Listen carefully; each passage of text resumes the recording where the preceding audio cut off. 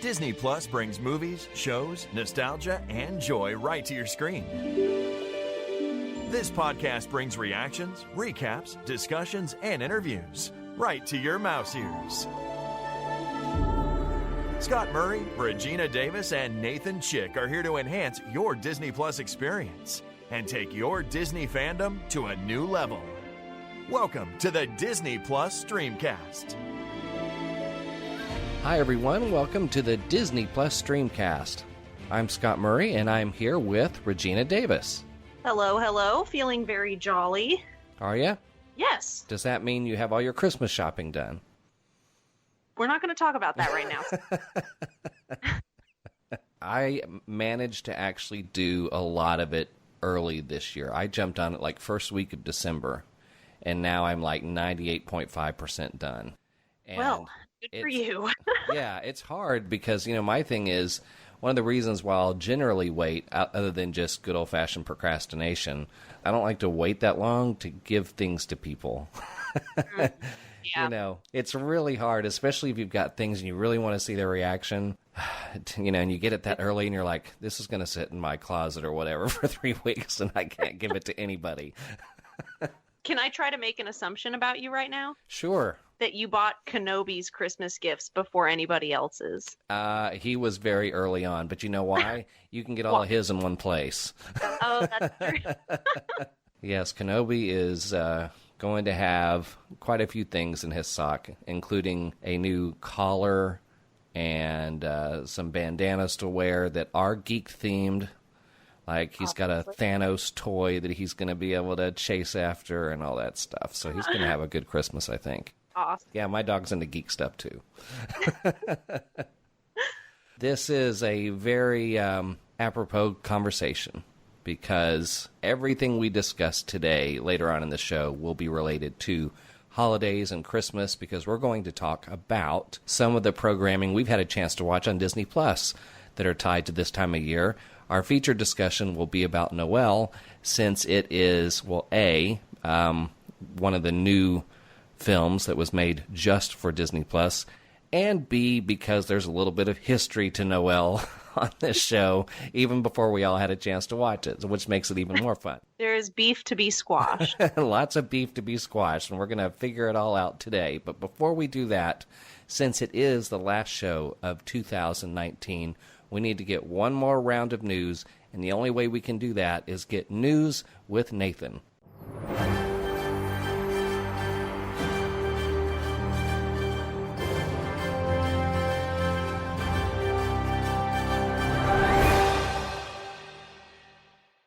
Ho, ho, ho! Merry Newsmas! Merry Newsmas, Scott! Merry Newsmas, Regina! Ho, ho, ho! Incredible. Nicely done. You're going to be able to talk the rest of the show. Right? You okay? I was going to try and keep it up for the whole segment, and I could just feel it, like, tickling the back of my throat, and I think we're just going to leave it there. But, yeah, hey, what's going on, gang? You doing all right? Doing great now. All right, stellar. All right, well, anyway, there's not a lot in the old news stratosphere right now, but there are a couple of little salient tidbits that I thought we could talk about. One that came out at the end of last week, just as we went to air, Marvel's TV division officially winding down, reports Variety. Everything they have in production right now is going to go ahead, allegedly. That's Hellstrom, and, they've got, obviously, Agents of S.H.I.E.L.D. in the can, and they've got the Runaways to wrap up, and a few animated things. But after that, finito, kaput, no more. It's all going under the purview of Kevin Feige and Marvel Studios. So there's a little bit of reorganization in the works there, a lot of execs shifting around. Jeff Loeb, our friend, is going to stick around for a little bit, help with the transition. But honestly, the writing was on the wall there. The second that, we started seeing all those MCU affiliated properties come out for Disney Plus and so on, that talk of everything being connected back in the day, as soon as we got that feeling that, oh, wow, you know what, it's not just a vague sense. It really is all connected. It all leads into the movies. You had to know that was going to happen. Yeah, and, it made it even a little tricky even though we got lots of really great insight and a great discussion from Jeff Loeb when he was on, it was kind of weird to think that we couldn't talk to him about that program because they were separate. So in a lot of ways, it makes sense what they're doing, because the fact that I couldn't talk to Jeff Loeb about MCU-related TV shows was kind of odd. So I understand why they're making the move, because that always struck me weird, that I guess Marvel Studios and Marvel Television, I guess, had to be separate entities at the time. And then once they decided to incorporate everything they were doing in Disney Plus, well, then it just had to merge into one department. Yeah, I'm completely excited about the streamlining, honestly.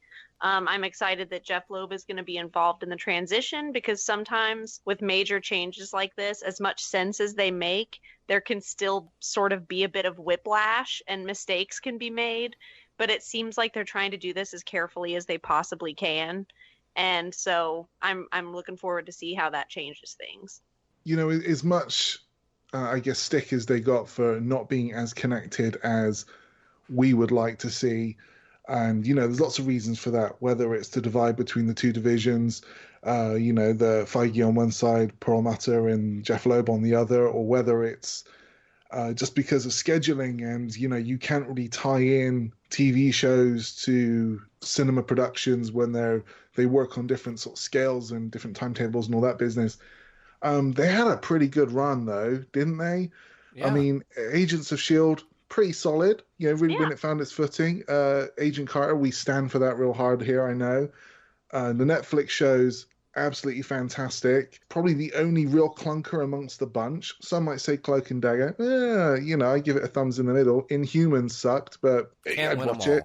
Yeah, no, We right. just don't talk about that one. By and large, it's a pretty solid slate of shows they had, and I'm excited for the animated ones that they've got coming up. You've got the Kevin Smith Howard the Duck series, Hitmonkey, Tiger and Dazzler, although they're having some issues with the showrunners right now. A lot of them left because of a change in perspective, or that kind of went in development hell for a hot second, but they're still moving onwards with it. And MODOK gets his own show as well.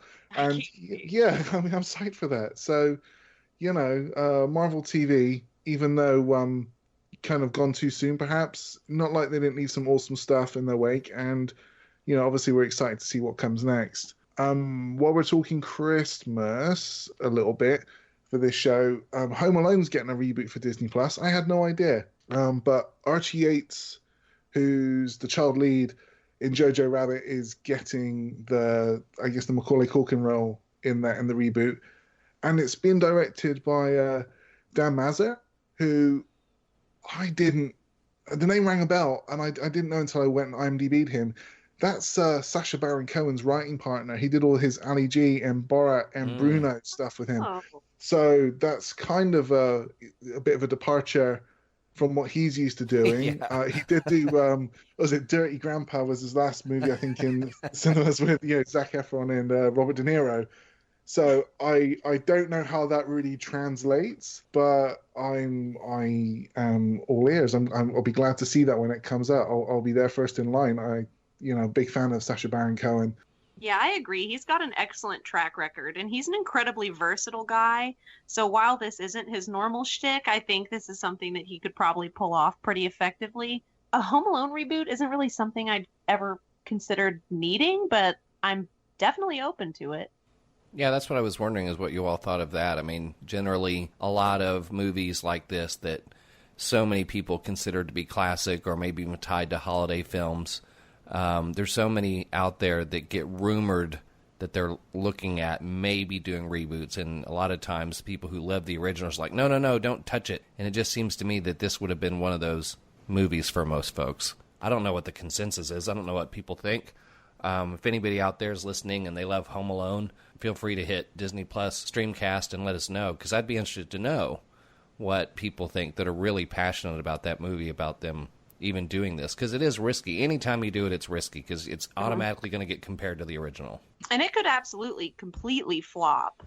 But I think that the premise of Home Alone and Home Alone 2 is such a sort of endearing idea that it could be translated pretty easily, as long as they don't just try to, sort of make a carbon copy with a new kid.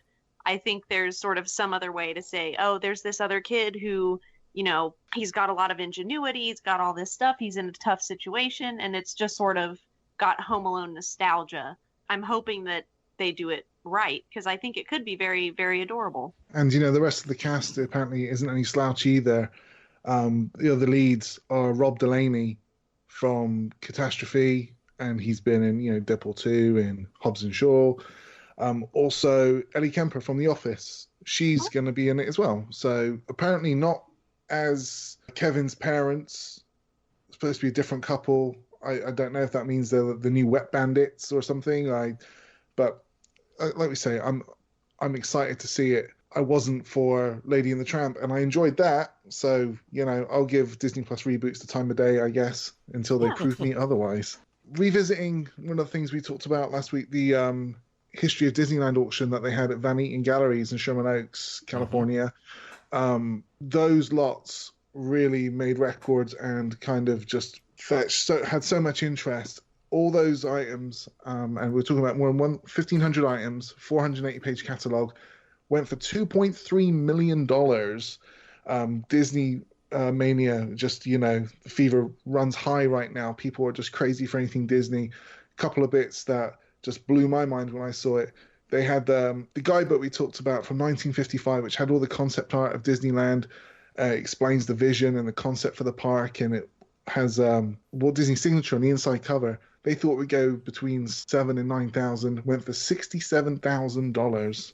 And this bit, which I thought was just super cute, it's Walt Disney's candlestick phone from his apartment, which I guess they left in his personal apartment above Disneyland's fire station through the 80s.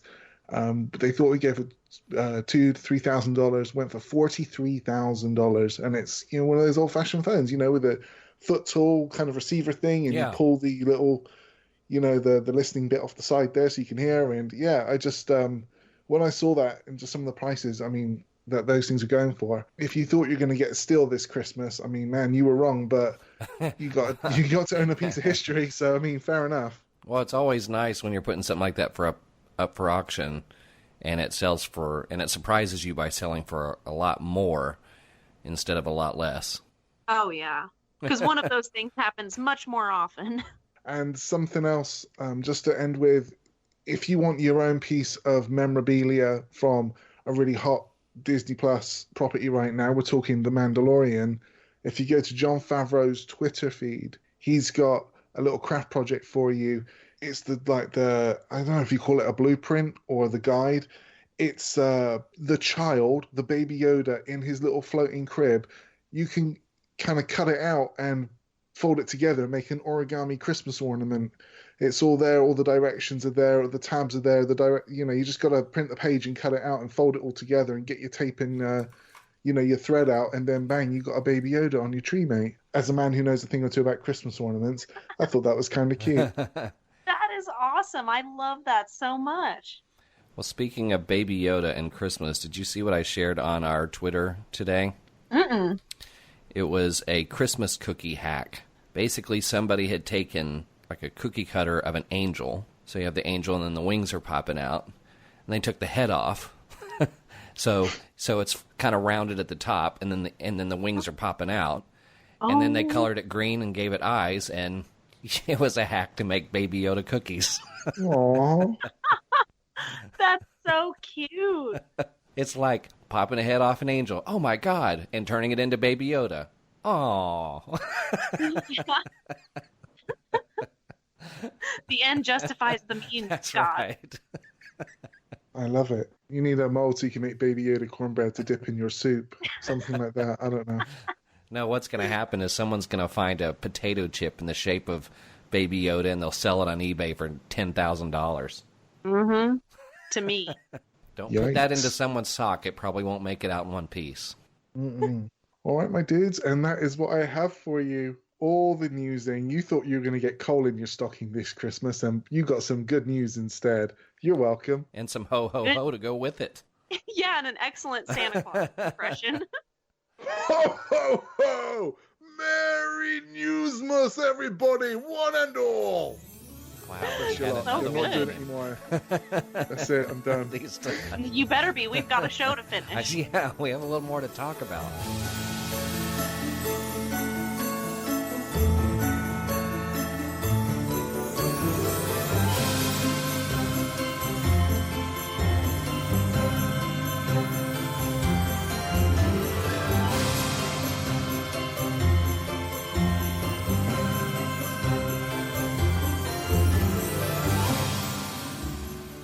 Well, one of the many traditions people have around this time of year is that people have movies that they absolutely have to watch come Christmas time or holiday times. Some people think Die Hard is one of them, and some people don't. Then, of course, you have Christmas Vacation, and you have A Christmas Story, and classics like Miracle on 34th Street, which you can find on Disney+. But the other thing about this year is that we get a whole bunch more because there are some choices on Disney+.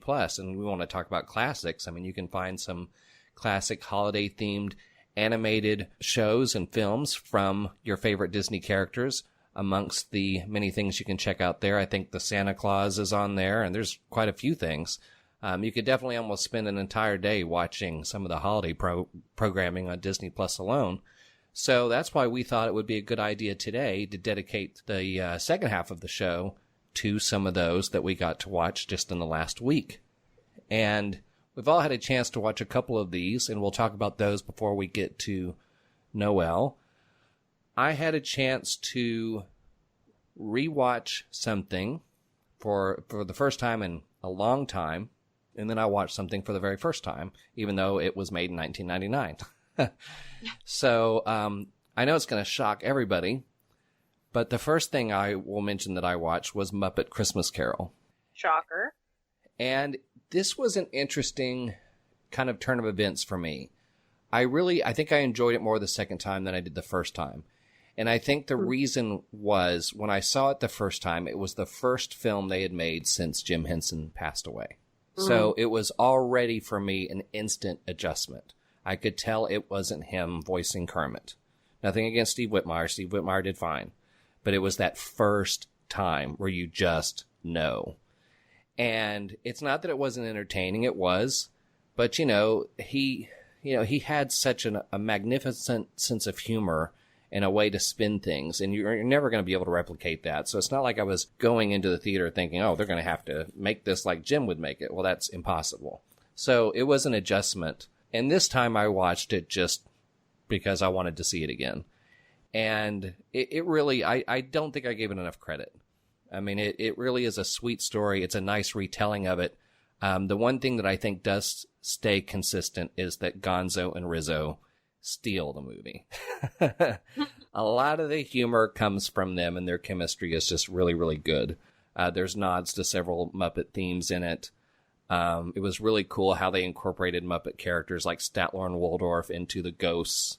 And Michael Caine, of course, is really good being Michael Caine as Scrooge. And I just found that, I think it's better than what I gave it credit for originally. Because I was able to watch it without that kind of, having to get used to all those things at the time. Because growing up with Jim Henson, the Muppets, the Muppet movies that he did, and of course the Muppet Show, I mean, that spoiled you. It was one of those things that, like we typically think, we make the mistake of thinking we're going to have that forever, and then suddenly you wake up one morning and you don't have it anymore. Aside from all that, I mean, if you're tuning in and you just like it, like the Muppets, and you want something safe for the kids to watch, has some good humor that the adults will laugh at, some humor the kids will like, I think that's a good one. I'm glad I watched it again. Have you all seen that before? I have not. Oh, really? No, never. But that was a glowing review. I did have a go. I thought I had to. I owed it to you, Scott, because you are the Muppet aficionado on the old podcast, and I do remember watching it back in the day and being entertained. This time round, oh no. It's that first third, I just think it moves so slowly. Mm-hmm. Like it really is one of those ones that for me at least, you just have to kind of knuckle down and grit your teeth through some of the rats until you get to Statler and Waldorf doing the Marley and Marley bit. And then after there, it kind of goes off on a pretty decent pace, I think. But that first bit, oh, yeah, I don't know. That's Maybe okay. I'm not into it the way you are, but I feel like it's one of those ones you got to stick with it to really get the benefit of it. I mean, do I put it up there with The Muppet Movie, The Muppet Caper, or Manhattan? No. Is it better than Muppet Treasure Island? Yes. Is it better than Muppets from Space? Oh my God, yes. I think I've had a colonoscopy that's better than Muppets from Space, to tell you the truth, mate. I mean, that's a real low bar.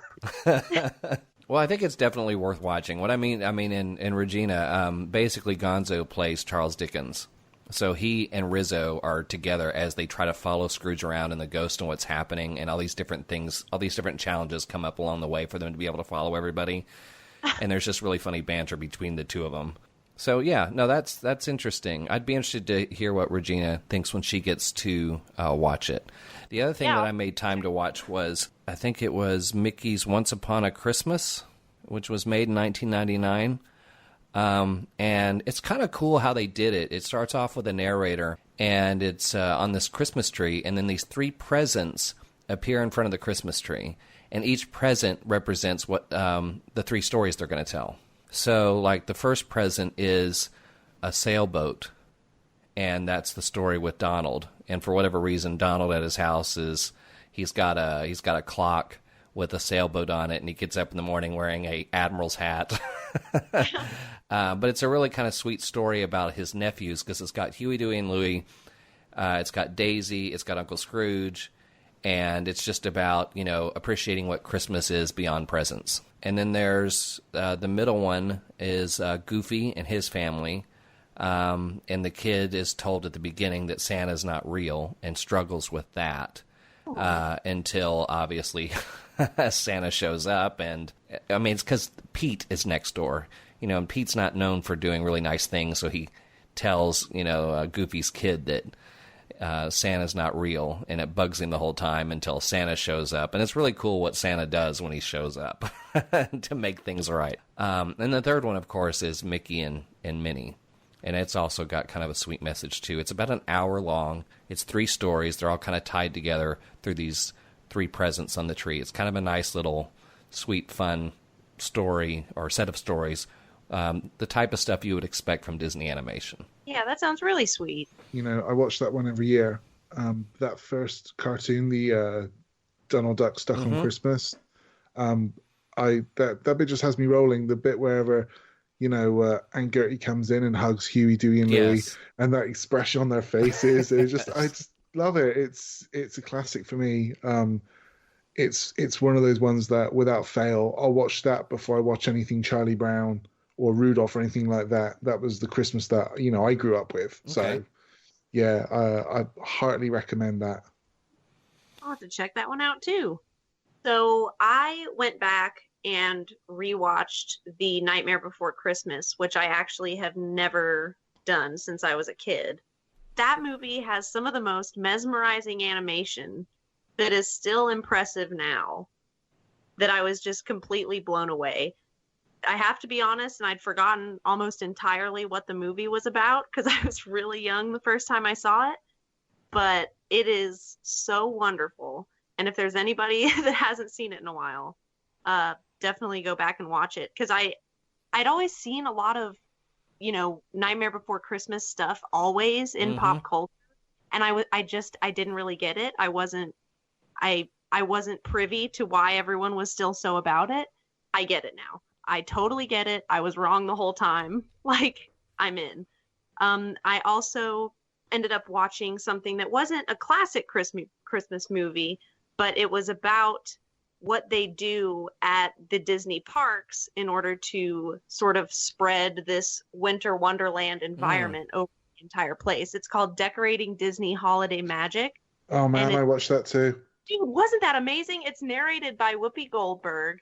and the lengths that they go to get these parks ready. You know, they can't really work on it at all until the park is closed, so they don't start doing any of this stuff until probably 11:30 p.m. at night. And then they work through the entire night, and then when the park opens, it looks completely different. And all the things that they do, the amount of people it takes, it's just mind-blowing. I think of all of the behind-the-scenes things that we've seen on Disney Plus so far, this Decorating Disney Holiday Magic has been my favorite. I'm going to have to watch that. That sounds awesome. Oh my gosh, it's going to blow your freaking mind, Scott. Like, I'm not even kidding. And they've got other ones too. Like, they've got one that's sort of centered around what Disney does to facilitate sort of Disney-style weddings and proposals. And there's just different things that they do for the different sort of decorative phases that the parks go through throughout the year. And it is fascinating. I loved it. Like, this is the one I'm most enthusiastic about for behind the scenes knowledge. Decorating Disney is where it's at. And then the last thing I saw was a little bit different. It wasn't a show at all, but I think it's just a really, really cool thing that Disney Plus has to offer. But it's called the Arendelle Castle Yule Log. And it's just like the television Yule Log, except for it's the one from Arendelle Castle in Frozen. And not the biggest Frozen fan ever, but I have had that thing on all day long. It is just so pretty and so nice. And so if you're looking for something for, you know, a little bit of ambiance, it's on Disney Plus. Huh, cool. Right? That's a great idea. I thought it was genius. I thought it was so cute. And you can just find it under the holiday movies and specials section. Huh. I've been to Disney World during the holiday season, and this was back. They don't have this part anymore, but they used to have this part in Hollywood Studios, and they got it from I think a family when the whole syncing lights to music thing started to get hot, you know, in people's yards. That's what they did, and I distinctly remember going to this area. A lot of this area got torn down when they built Star Wars, the Star Wars land. But it was back in that back lot area that looked like Hollywood sets and everything. And all these lights were strung all over the place perfectly. And what happened is they would play music, and all these lights just all the way around you would be synced to the music, and then they'd fire off snow machines. So it was the full effect of lights, music, and snow all the way around you. And it was pretty awesome. I mean, I highly recommend going to Disney during that time of year because, everything is just so, like you were just saying, it's just so well thought out. I think it's a good idea sometimes to pick your places because it's also the busiest time of the park. Sure. So crowds, if you're not a crowds person, you need to kind of plan that out a little bit, but you got to do it at least once, just to see everything they do out there. Well, as we already commented on, did watch Muppets Christmas Carol. Did watch the that decorating show, which half of it is really, really good and really interesting. Like when they tell you about all the poinsettias they plant and how big their Christmas trees are, like 60,000 pounds or however heavy it is, and they have to take it in stages and they block off the rows to do that, and the 17-foot tall gingerbread house and everything. That's cool. I could have done without the bloke from Dancing with the Stars, kind of choosing it up, and the omni-channel tie-in with the look, it's someone from Descendants. Yeah, all right, mate. That's cool. But the rest of it was interesting. Not quite got the same sort of like moxie as the whole One Day at Disney or Imagineering story, but it's definitely really interesting. So that was cool. Because Rene Auberjonois passed away this week, and he was like Odo, I guess, in Star Trek Deep Space Nine. I think that's where a lot of people know him from. He's been in a lot of things.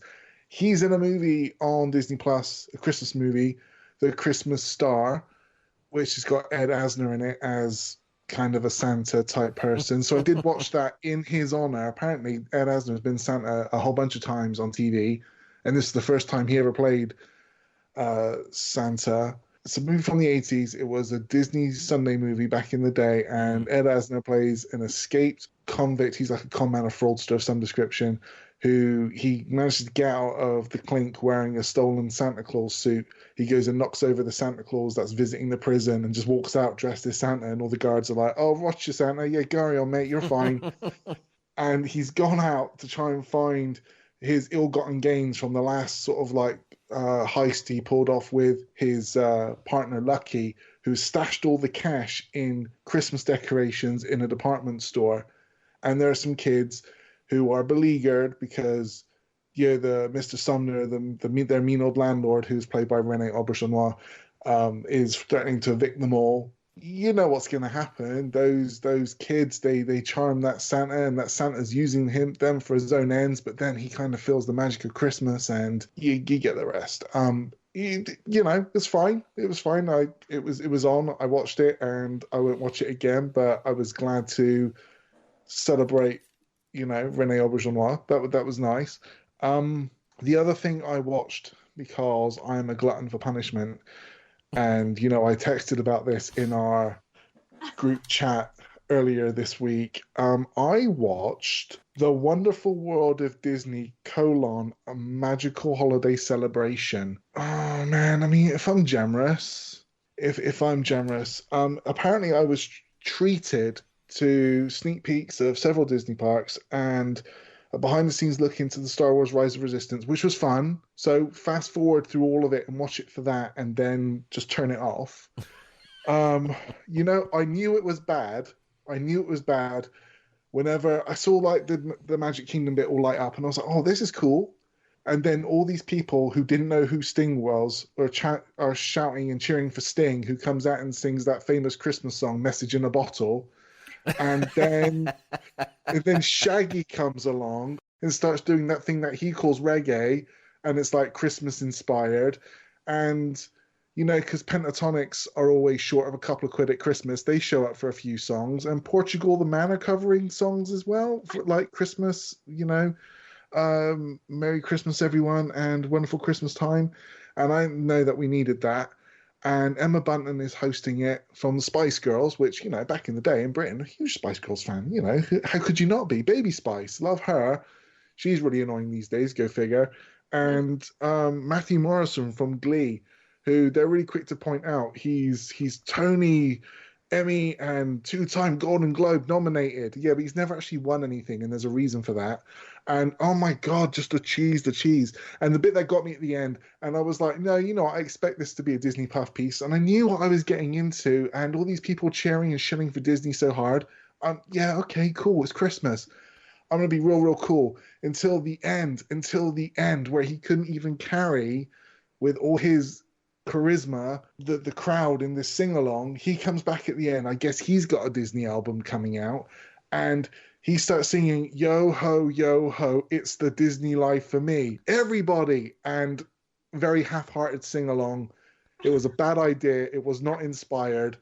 I feel a bit dirty actually after watching that one. I feel just really unclean. And Pentatonics, I like Pentatonics for the most part. You know what you're going to get with them. But oh my God, Mitch, what are you doing with your hair, mate? Seriously, that man, he shaved off his really weird sort of 70s stash, and now he's got some mullet going on, and it just distracts from the whole performance. And all they are is just like doing the a cappella umba thing anyway.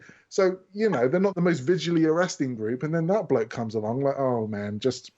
Oh, and the one with the wonky eye from Fifth Harmony, she sings a song too. Forgettable. Just leave it. Oh my God. We're not getting that sponsorship anytime soon, are we? I'm so sorry. Well, let me ask you this. What would you have liked to have seen? Anything else? No, I tell you what I did watch. Home Alone. As I really was going to dive into the Christmas selections on Disney Plus. Home Alone stands up, and it is just an amazing movie. Start to finish, just fantastic. There is nothing wrong with that. It hits all the nostalgia beats that you want it to. And just genuinely, just every performance is it's on fire. It's such a great ensemble thing. And, Macaulay Culkin, I know he was everywhere for a hot minute. Deservedly so on the back of that movie. He really is a little character and just fantastic. And just, the Wet Bandits, can't go wrong. Obviously, Santa Claus is on there as well. So Tim Allen, funny, good, like that a whole lot. Notable omission though, Prep and Landing which is the Pixar thing they did for ABC back in a few years ago now. I think maybe 8 years ago now. That one is, I have it on DVD. I have the sequel on DVD. I have the digital on my Amazon Fire thing. That one is just the greatest. And I still get chills when I watch that, because it's like everything you want from a Toy Story Christmas. You know, the references are so resonant on so many levels. I just dig it so much. But I think I'm just upset to see Shaggy and Sting sing along. You know, Sting once upon a time was a rabble-rouser, right? And whenever I heard the narrator call him legendary rocker Sting, and then Shaggy comes out and starts doing his thing, something inside of me just kind of just withered. But, you know. Disney was just kind of the backdrop. You know, it was like Kids Bop came together with the Disney Junior or Disney Channel, and they had some unholy procreation, and that was what was left over in the teleporter pod, like Brundlefly. You know, that was what they got from it. All right. Wow, well. that's a reference. Fa la la la la. Damn. Or as a grumpy shirt I saw the other day, it said fa la la la la la la la. Nope.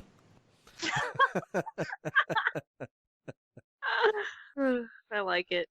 It is now time to talk about our featured topic, which has some extra meat to it, as Regina said, because, they announced Noelle when they started to unveil some of the original programs and films that were going to come out at launch. Noelle was one of them. And I'm sure there's people who have been listening since episode 1, and if you have, thank you for that. If you haven't, you might have missed some of the conversations that we had early on about Noelle, which kind of dragged on for 2 or 3 more episodes, despite the fact that we hadn't actually watched it yet. And if you haven't, here's what that sounded like. This just doesn't feel Christmassy enough to me. This feels like Hollywood's Christmas, another Hollywood Christmas story that just isn't really going to connect with me that well. But that's me. So humbug on that. Oh my gosh, your heart is 2 sizes too small. No. I can't believe you. Oh my gosh. I have plenty of movies that I will still watch over and over and over again on Christmas. It's not like I need room for something. I don't know what to say. You don't need another Star Wars trilogy, but we're all going to watch it. We were quite happy with Avengers 1, but we went back for 2 and, Well, because there was more story to tell. Apparently, 2. there's not more story to tell when it comes to Christmas. I mean, the Christmas tropes, Santa going missing, replacement Santa, all that stuff, yeah, it's been done before. But has it had, amazing, pitch-perfect ingenue Anna Kendrick doing it? No. And Bill Hader, that man, I never liked him on SNL apart from Stefan, which I guess is a lot of what he did on SNL. But I wasn't his biggest fan on that. But, on Barry, he's great. And the trailer, man, I was, all right, now, my bona fides. I like my Hallmark. I was weeping watching that. I was like, oh my God, I can't wait to watch this. This looks so good. It really was my breakout trailer. Yeah, I'm going to watch The Mandalorian. You already knew I was going to watch The Mandalorian. But this, oh my gosh, I'm so excited for this. I was chuckling. I was just the bit at the end of the candle. I was giggling so hard. I was like, oh my God, this looks so good. And so to hear you say that makes me think that, I'm just completely off kilter. Like, I haven't taken my meds and my perception is just completely twisted. Oh my because, God. I would normally put a lot of stock in your opinion, Scott, but now I just didn't know what to make of the world. I'm really upset. Well, and I'm not being facetious. I'm really upset. I love that movie. All right, so things were pretty passionate again for people who hadn't seen it. Well, guess what? Now we've all seen it. And who knows what might be different from any of us at this point, because now we've actually seen it. And, sometimes a trailer can be misleading in a good way or bad way. It is a Christmas movie, so you immediately, if you like Christmas movies, you're going to be probably checking this out. So we all have had a chance to see it, and I'm really looking forward to hearing what everybody thought. So I'll start with me, since I was the one who early on said, this looks like a disaster. Or actually, I didn't say it looked like a disaster. I didn't really put it that way. My thing was it just looked like a typical modern day attempt to put a new spin on Christmas, put some people in it, and run with it. And a lot of times for me, many of the attempts to do this sort of thing don't translate into classics. And I realize that's why things are classics. It's not easy to do that. But I sometimes find myself getting more and more disappointed at the inability for not just Disney. I'm not talking about just Disney. I'm talking about everybody. I mean, you think about the number of movies that have come out just in the last 15 years, how many of them you may consider classics, like some of us who grew up watching, A Christmas Story or Miracle on 34th Street. And sometimes they don't even have to be classics, just memorable things that make you smile because it fits, the mindset you're in already as you watch it because it's the holiday season. So despite what I said early on, I just, I do what I do with any film, if at all possible. I just watched it. I didn't think about, how I'm going to hate it or something. I just turned it on and watched it like I was trying it out.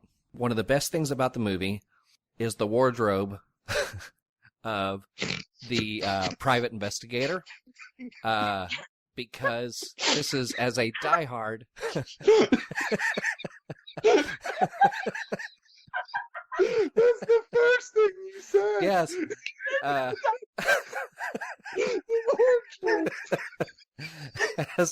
As a I didn't think that. I knew that would get you all tickled. I didn't think it'd get you tickled this much. Because as a diehard Phoenix Suns fan, I never get to see people on screen wearing Phoenix Suns stuff. So, I mean, this guy had the basketball hoop in his office and wore a couple of Phoenix Suns shirts, and that was all kinds of awesome. I got to see some things that... That's the first best thing you can think to say about it. Yeah, that's the first thing that comes to mind. The thing that I will say overall for this thing is, I think, you see these movies that'll pop up in the theaters, and you can tell that one of the obvious target audiences is kids. And sometimes those movies are movies where the kids and the adults are going to love it. That doesn't mean it's impossible for an adult to love it. It just means that the kids are probably more likely going to like it more than you, more often than not. And to me, some of the things that I thought, fell flat or didn't work or just weren't that interesting, I think a kid might just like watching it for what it is. I could see a kid pulling for the main characters. I could see a kid really liking the baby reindeer. And I think that is kind of where I stand on it. I didn't come away feeling that it was ultra bad. I just thought, and, a kid's probably going to like this more. I pretty much got what I expected, but I think, if you're a kid and you want to watch something fun, kid fun on Disney Plus, I think that's going to be fine. But for most adults that tend to be a little more critical, whether it be the story, the characters, and definitely the dialogue, I think it's going to be a little more challenging for you. That's my sense of it. It was really interesting seeing Julie Haggerty again. I don't think I've seen her since Airplane. So it was kind of interesting to see her. I mean, Anna and Bill, they were what they were. There wasn't anything overly special about it. The one thing I did like about Anna's character, I think she probably had the most Christmassy layer to this. Which is kind of interesting because she's the one that's not supposed to. And I think that's intentional in the film, that she's the one that's not as important, yet she's the one that's got the most Christmas out of anybody in this thing. I liked how she started to discover she had some of Santa's abilities in her just randomly. When she would be able to know sign language or know a different language or know whether someone's naughty or nice or know their name or know what they did and then go, I have no idea how I did that. It kind of reminded me a little bit of one of my other favorite Christmas movies, Ernest Saves Christmas, when Santa has to go find his replacement and a guy who wasn't even sure he believed until he gets, is wearing the suit. And then all of a sudden, as soon as he puts on the suit, he suddenly realizes everything he knows about everybody. And it just, holy crap, how did I know that? So it kind of reminded me of that. So I think out of everything in it that was Christmas related, I think I liked that aspect of her character. Because I think out of most everything that had the most Christmas good part in it. Not to mention she was just so passionate about it and always was dressing in it. And, she was almost like Will Ferrell and Elf. I mean, she was just constantly wearing stuff, constantly all about Christmas. And that was a good thing. There's probably adults out there that love it, but I think it's probably going to be better for kids. They're probably going to be a little less critical than adults in this thing. That's my takeaway.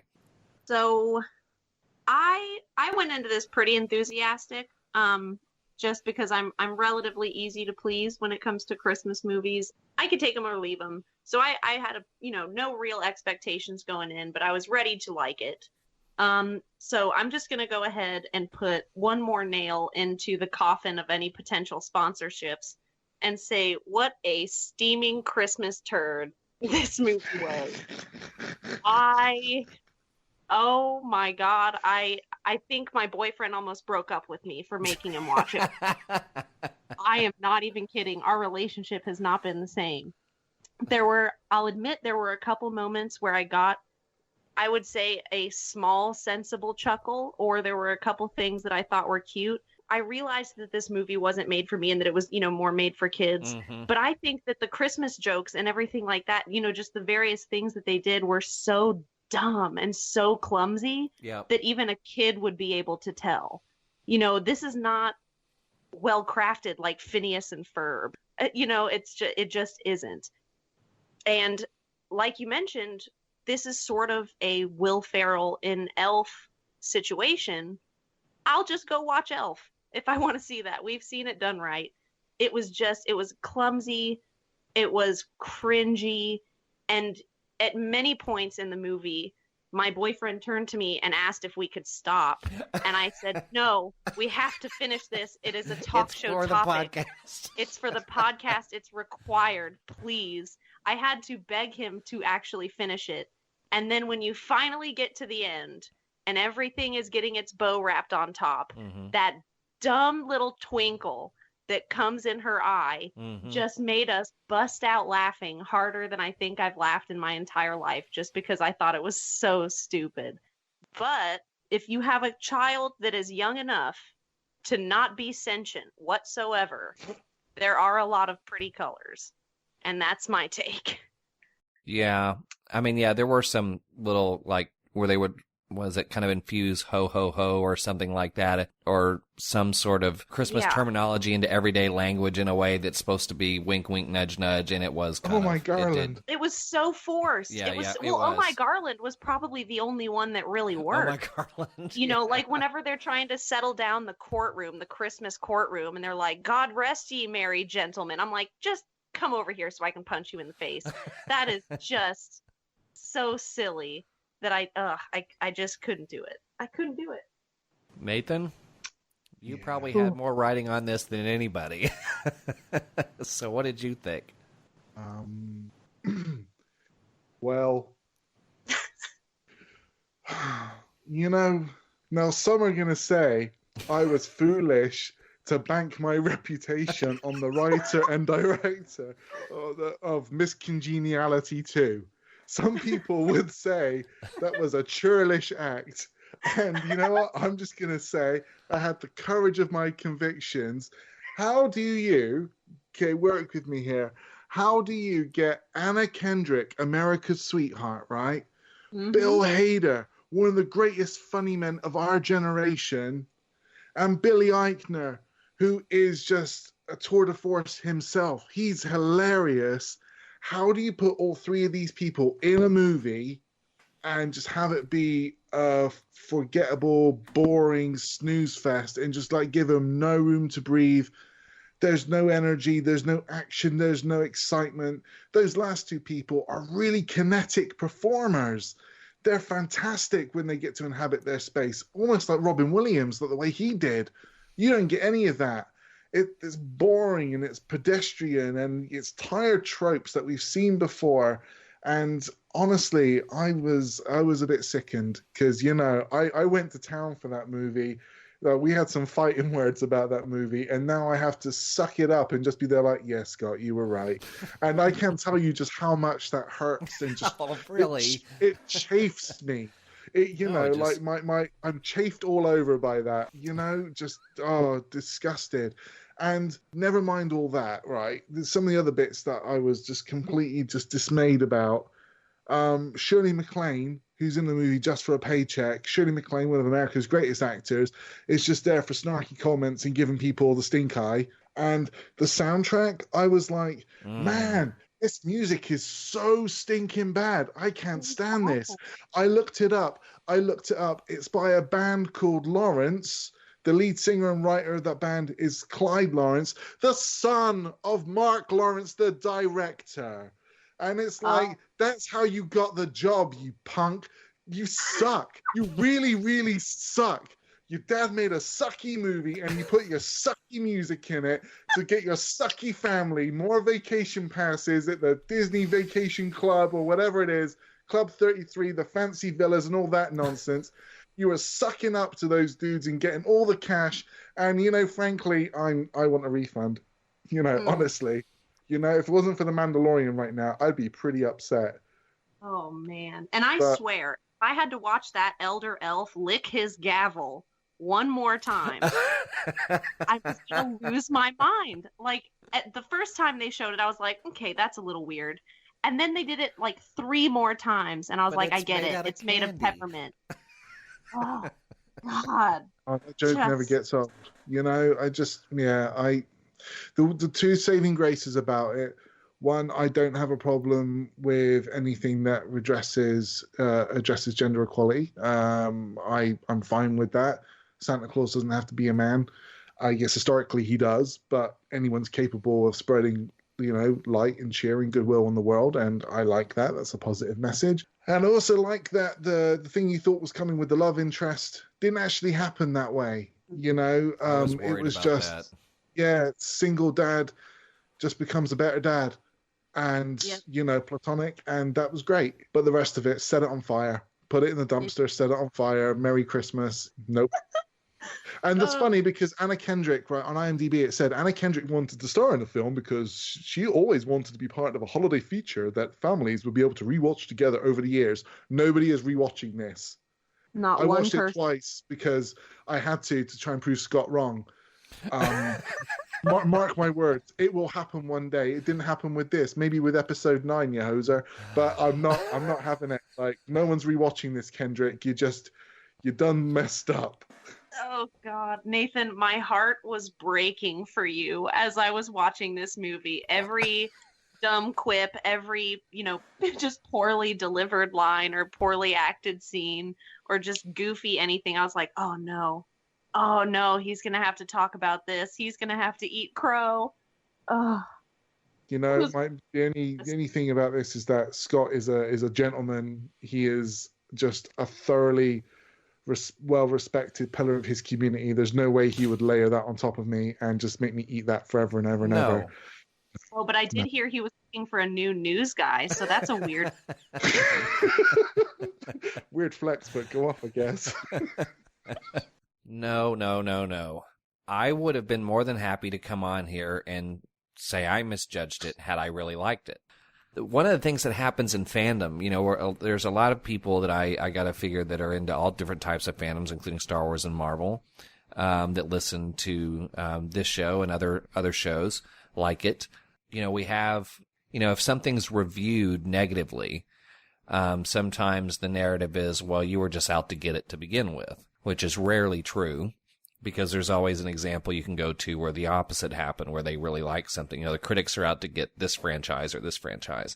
I don't do that, even if I'm not expecting big things. There is never an occasion where I go to watch a movie either at home or in a theater that, despite what I might think in the back of my head, I go, oh, well, I'm ready to hate this. I never want to watch something with the expectation I'm going to hate it. What's the point? I would rather just have my expectations low and have them exceeded than I would be to just prepare myself to hate it. Because I do think sometimes you can go in and think, have that mindset, and it could possibly impact how you might have otherwise watched it. So I went into it that way. I would have been completely fine coming here saying that, the trailer had me completely misled. I actually like this and would watch it again. It just didn't happen.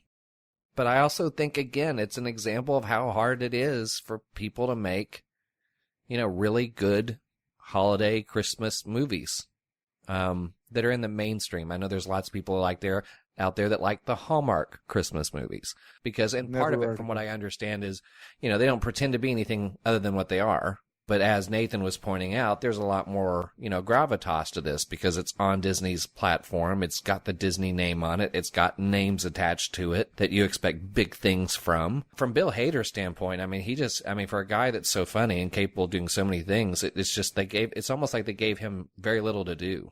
Did. I've been more bored with him in my entire life. It's hard to think that's the same dude who gave you whether Stefan, whether Barry. You don't get any of that in that performance. It's completely flat. And I blame it on the material. I blame it on the direction. How could you not? One of the things, if there's anything we've proven on this show, is as big of fans as we are about all things Disney and the many of things that we're going to get to watch on Disney Plus, there's just going to be things that, that we like and we don't like. If you watched Noelle and liked it, or your kids liked it, by all means, send it to us. Let us know. We'll be happy to share it. I want to just echo what you said there, Scott, about, if you do have an opinion contrary to mine about Noelle and you thought it was really, really great, you should definitely tweet us at Disney Plus Cast. Well, this is going to be our last episode of the Disney Plus Dreamcast for 2019. We want to wish everybody a happy holiday, a Merry Christmas, whatever you'll be celebrating this year. Happy Hanukkah as well. And we will kick off the new year in January. And I'm sure we'll be coming up with some ideas for what we're going to be talking about. And I know that one thing we will definitely discuss is episode 9. That's not directly related to Disney Plus as it relates to being available, but we know it'll be there because all the other Star Wars movies are there. So we'll talk about that. You want to talk about another? You think this conversation was interesting and full and filled with all kinds of big opinions? You just wait for that one, because you have somebody like me who grew up with the original trilogy, didn't hate the prequels. They're not my favorites, but I will watch them. I don't despise them. They didn't, quote, ruin my childhood or whatever. I liked episode 7, did not like 8 for a lot of reasons. So my mindset going into 9 is kind of in a weird place. I'm excited, but I don't know how to feel about the whole thing, since 8 kind of left me a little short, I guess, in the enthusiasm after it was all said and done. Nathan is pretty much, if I understand him correctly, is you'll find most of his fandom in the original trilogy, and that's about it. And then Regina, where are you in the trilogies as you go into episode 9? I was a lot more satisfied with episode 8 than you were. Okay. Not as satisfied as a lot of people. So I'm still sort of teetering on that line also, and it does feel really bizarre. But I have a lot more confidence going into this one than I did episode 8 for some reason. I can really feel that. And I just think that this is going to be a whole lot of movie. Mm-hmm. And so I'm just going to sort of sit back and let it hit me, and then we're going to hash it out. Yeah, I mean, it's kind of like I was talking about earlier today. I mean, despite all that, despite how I felt about 8, I'm just going to go in and just clear my head, watch it, and see what happens. Yeah. All right. Well, as we mentioned, if you have any thoughts about anything that you've heard on this show this year, we kicked off a few months ago. Feel free to let us know. You can email us at our website at DisneyPlusStreamcast.com. As Nathan mentioned, you can tweet us at DisneyPlusCast. We'd love to hear from you. If you've enjoyed the content on the show and you listen to the podcast on a platform that allows you to leave reviews, feel free to leave a review. If you appreciate the conversation or all the different topics, or maybe even some of the interviews, let people know so they have a chance to check out the show as well, because we have a lot more planned for you in 2020. And I know Disney has a lot planned for us as well. Well, thank you all so much for listening to this episode of the Disney Plus Streamcast. We look forward to having you back with us next year. Bye-bye. Bye, everyone.